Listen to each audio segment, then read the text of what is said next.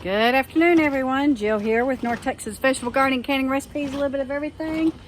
I'm going to harvest some of these carrots, guys, because I want to go ahead and get some inside before that blast rolls in. And it's supposed to roll in. They're saying our cutoff time today is 5 p.m. And then we're going to get down into the teens tonight.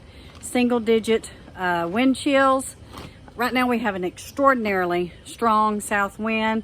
I'm sure that's going to turn around to the north this afternoon. And then they're talking about chances for freezing precipitation this time tomorrow. But let's focus on some carrots and see what we got going on in here, guys. Whew. Looky here. I want to go ahead and get some of these harvested because I fully intend to replant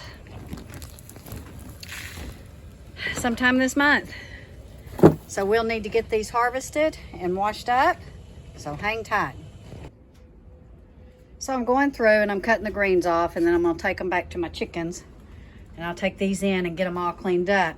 Now carrots, guys, will survive a frost or a freeze, but not if the ground gets 20 degrees and stays that way. I don't know if it will in that little high tunnel. I'm hoping not.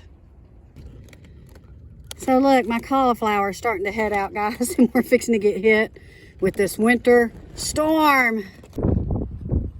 So these have been in the ground probably about 2.5, 3 months. So almost 90, 95 days, maybe 90 days. And they're starting to finally head out. So now I got to figure out, do I want to put plastic over them or do I want to put a sheet over them, guys? What do you think? I'm going to go ahead and cut this kale back and put it in the fridge. Maybe I can freeze dry it or make some kale chips.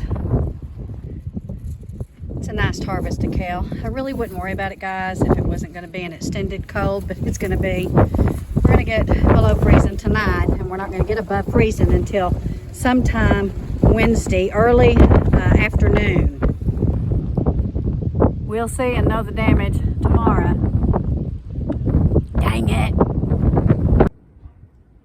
So we got the website updated with all our seeds, guys, that we're offering.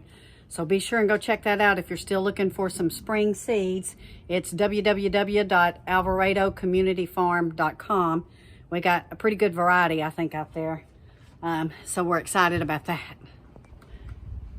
Right on the verge of getting a couple of really nice size heads of cabbage, and got all those carrots out there. I think that they'll be okay because although it's going to get cold in that high tunnel, I don't think the ground's going to get down to 20 degrees because the sun will be out, maybe a little, and heat it back up in there and keep that ground above 20 degrees. I really don't expect it to get down to 20 degrees, but we'll be watching it, guys. Stay tuned. I'll let you know. I'll be keeping you informed this weekend of how this winter blast affects us here on the farm.